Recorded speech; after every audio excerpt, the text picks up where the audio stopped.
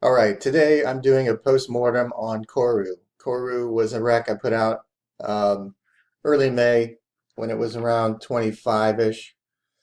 And within a few days, it hit our stop. I put the stop below this low right here. It's about 22.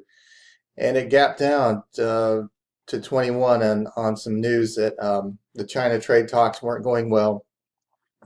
Trump was playing hardball with China. And Rocket Man set off a couple of missiles while we had, I guess, some politicians over there in South Korea.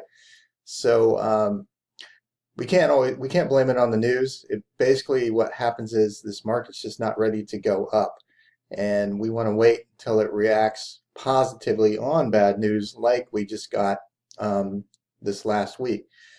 So it just wasn't ready. We're going to keep our eye on it, but this was a loss. And one other thing I'll point out is that this South Korean ETF, KORU, is leveraged 3 times, so it's 3x.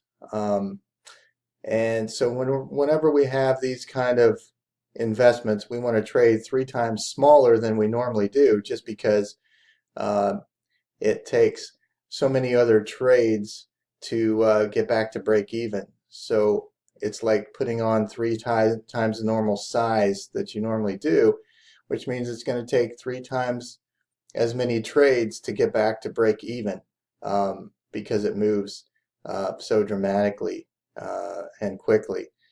So I hope that makes sense. This one's a loser.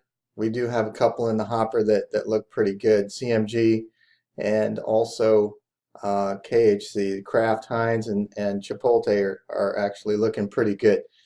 So sorry about this one. We'll have better luck next time. All right. Take care.